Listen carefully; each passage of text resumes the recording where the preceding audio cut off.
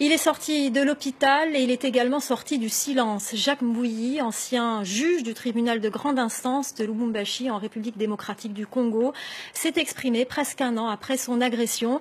Ça s'est passé la nuit du 18 au 19 juillet 2017. Le juge a été attaqué à son domicile, criblé de balles et transféré en Afrique du Sud grâce au soutien d'ONG.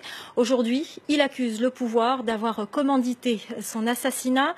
Pour lui, c'est son refus de lire un jugement préécrit dans l'affaire Katumbi qui lui a coûté cher. Moïse Katumbi, l'un des grands rivaux politiques du président Kabila. Je vous propose de découvrir ce témoignage exclusif au micro de Caroline Dumais et Stéphane Kersens. Il a passé 10 mois dans cet hôpital de Johannesburg et il a miraculeusement survécu à ses blessures.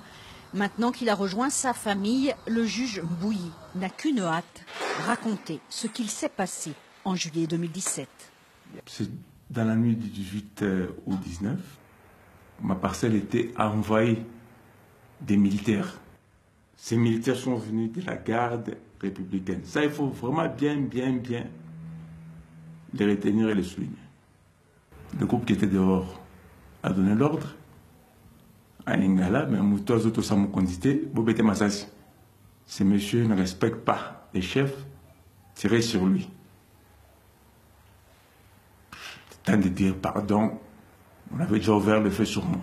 C'était toute une fusillade là.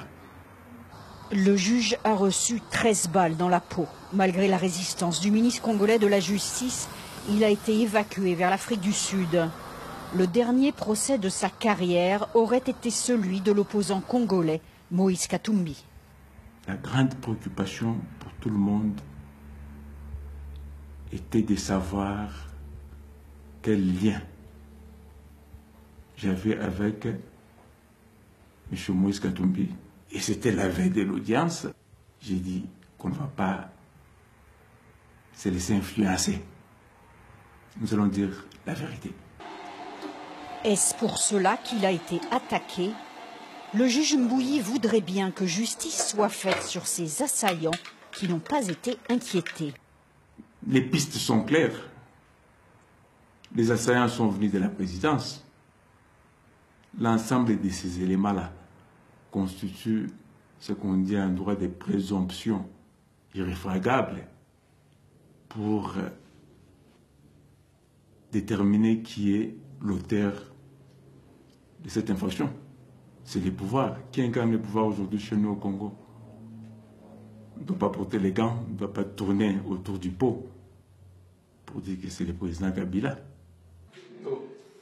Le juge rêve de rentrer chez lui à Lubumbashi, mais il craint pour sa sécurité.